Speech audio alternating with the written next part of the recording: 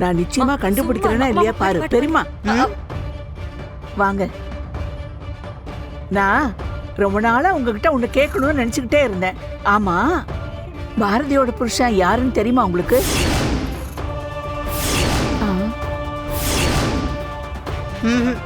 இதுக்கு என்கிட்ட பதில் இல்ல திலகா. ஏன் பாட்டி, பாரதிக்கும் அவங்க வீட்டுக்காருக்கும் என்னதான் பிரச்சனை? என்னத்த சொல்றது, எல்லாம் காலத்தோட கோலம். இல்ல, 2 பசங்க இருக்கிறப்போ பாரதி இப்படி தனியா விட்டுட்டு போற அளவுக்கு அவருக்கு என்னதான் கோவம்? இல்ல பாரதிக்கு தான் என்ன கோவம்? ஐயோ, இதுக்கு என்ன பதில் சொல்றதுன்னே தெரியல மீனா. ஆனா கூடிய சீக்கிரத்திலே பாரதியும் பாரதியோட புருஷனும் சேர்ந்துருவாங்கன்னு எனக்கு நம்பிக்கை இருக்கு. பெரியம்மா, உங்களை மாதிரியே எனக்கும் நம்பிக்கை இருக்கு. ஏன்னா மித்ரா கல்யாணம் தான் சீக்கிரம் நடக்க போகுது இல்ல, அப்ப தெரிஞ்சிரும். லூசாமா நீ? மித்ரா கல்யாணம் நடக்கிறதுக்கும் பாரதி அவ புருஷன் கூட சேர்றதுக்கும் என்னமா சம்பந்தம் இருக்கு? ஏய், நிறைய சம்பந்தம் இருக்கு. இத பார், உனக்கு வேணா தெரியாம இருக்கலாம். ஏன், இந்த பாரதி கூட தெரியாத மாதிரி நடிக்கலாம், இந்த பாட்டி கூட ஒண்ணுமே தெரியாதுன்னு நடிக்கலாம். ஆனா எனக்கு எல்லாம் தெரியும். என்ன தெரியும்? மாப்ள, அதுவா? இத கேளுங்களேன். இந்த ஏரியாவுல எத்தனை ஹோட்டல் இருக்குன்னு எல்லாம் எனக்கு தெரியும் சொல்லிட்டு இருந்தேன். நம்ம ரூம்ல இருக்கிற திங்ஸ் எல்லாம் கொஞ்சம் பத்திரமா பாத்துக்கணும் சார். ஆமா மேடம், இங்க கொஞ்சம் எலித்தொல்லை அதிகம்.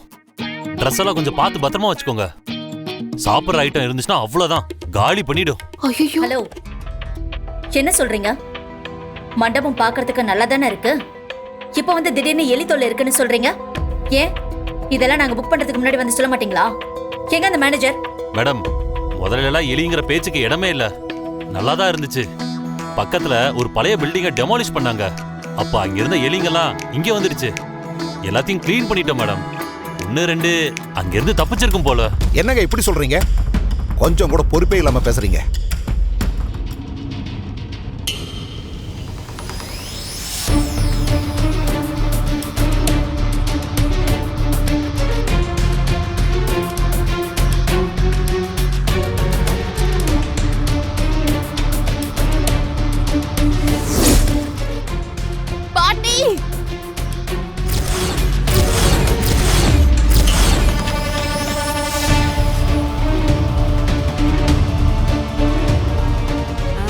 மித்ரா எதுக்கு இப்படி கத்திட்டு கிடக்குறா தெரியல. எல்லாரும் வேற ஓடுறாங்க. இரு, நான் போய் பார்த்துட்டு வரேன். ஏய் மித்ரா, என்ன ஆச்சு? எதுக்காக இப்படி கத்துன? இந்த Dress பாருங்க பாட்டி, பாருங்க. என்ன? நான் எதுக்கு நல்ல காரியம் நடக்கிற இடத்துல இந்த மாதிரி விஷயம் எல்லாம் பண்ண போறேன்? நான் பேக்ல புடவை வச்சுட்டு போய் வெளியில வர கேப்ல என் ரூம்குள்ள யாரும் இல்லாததை நோட் பண்ணி என் Dress இந்த மாதிரி பண்ணிருக்கேன். இதுதான் உண்மை. மித்ரா, இப்ப எதுக்கு தேவையில்லாம பாரதி இந்த விஷயத்துல இருக்கிற? அவங்க எதுக்காக இதெல்லாம் பண்ண போறாங்க? ஆதி, நீங்க இவ்வளவு நம்பாதீங்க. ஃபர்ஸ்ட், எனக்கு இந்த பாரதிய பத்தி நல்லாவே தெரியும். இவதான் கண்டிப்பா என் Dress இப்படி பண்ணிருக்கா. அவ மேல தப்பு இல்லைன்றத காமிச்சிக்கதான் இங்க எலி இருக்கு அது இதுன்னு ஏதோ டிராமா பண்ணிக்கிட்டு இருக்கா.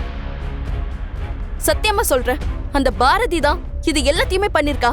நான் உங்ககிட்ட அப்செட்டா பேசிக்கிட்டு இருக்கப்போ என்ன பார்த்து நக்கலா சிரிச்சா. மித்ரா, இங்க பாரு, கண்டிப்பா இத எலி கடிச்சுதான் இப்படி ஆயிருக்கு. நீ புடவை இப்படி ஆயிடுச்சேங்கிற கோபத்துல ஏதேதோ பேசிக்கிட்டு இருக்க. நேரம் வேற போய்கிட்டு இருக்குமா. சீக்கிரமா பக்கத்துல ஒரு நல்ல கடையா பார்த்து நிச்சயத்துக்கு புடவை வாங்கணும். பாட்டி, நான் வர வழியில ஒரு பெரிய கடை ஒண்ணு பார்த்தேன் பாட்டி. மித்ரா, நம்ம சீக்கிரம் போய் புடவை எடுத்துட்டு வந்துடலாம் வா.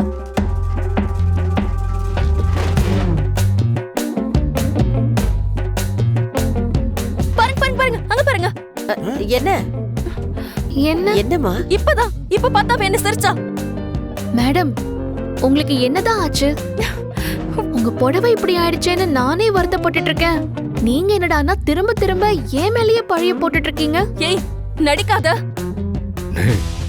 உனக்கு எல்லாத்துக்கும் விளக்கம் சொல்லிக்கிட்டே இருக்கணுமா?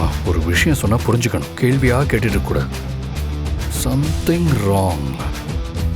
நீங்க சொல்றத வச்சு பார்த்தா இந்த புடவை மேட்டர்ல அண்ணி ஏதோ வேலை பார்த்துருக்காங்கன்னு நினைக்கிறீங்க.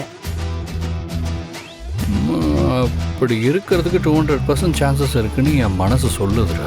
அப்படியா சொல்றீங்க? ஏன்டா கத்துற? அப்படியா சொல்றீங்க? மித்ரா, அஜாக்கிரதையினால தான் இப்படி எல்லாம் நடந்து போச்சு. இதெல்லாம் யாரோட தப்பும் இல்ல. இன்னைக்கு உனக்கு நிச்சயதார்த்தம்மா. ஒரு நல்ல காரியம் நடக்கிறப்போ நீ இப்படி முகத்தை தூக்கி வச்சுக்கிட்டு கோவப்பட்டா நல்லாவா இருக்கு? வேற எப்படி இருக்க சொல்றீங்க பாட்டி? உங்களுக்கெல்லாம் ஒரு விஷயம் புரியல, எனக்கு அது நல்லா புரியுது. நான் சொல்றத நம்புறதுக்கும் நீங்க யாருமே தயாரா இல்ல. தயவு செஞ்சு வேற ஏதாவது போய் புடவை எடுத்துட்டு வாங்க. எனக்கு சுத்தமா இன்ட்ரெஸ்ட் இல்ல. ஐயோ மித்ரா, என்ன சுதாகர்? லண்டன்காரமா, அவ புடவை இப்படி ஆனதுல டென்ஷனா இருக்கா. விடுங்க, கொஞ்ச நேரத்துல சரியாயிடுவா.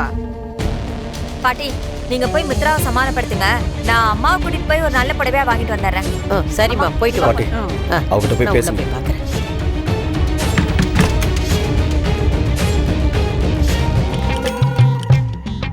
என்ன பாரதி? பவானி, என்னாச்சு? கான்டாக்ட் கிடைச்சதா? இல்லைங்க, தேடிக்கிட்டு இருக்கேன். சீக்கிரம் பவானி, யாராவது வந்துட போறாங்க. ஆ,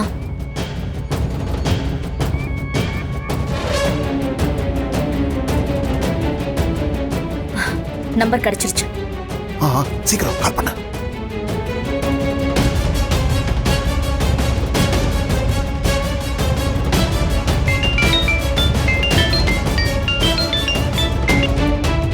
சொல்லுங்க மேடம்.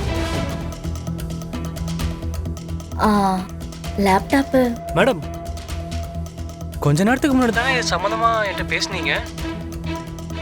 உங்க லேப்டாப் சர்வீஸ்க்கு பெங்களூருக்கு அனுப்ப போறோம். இல்லைங்க, பெங்களூர் அனுப்ப வேண்டாம்.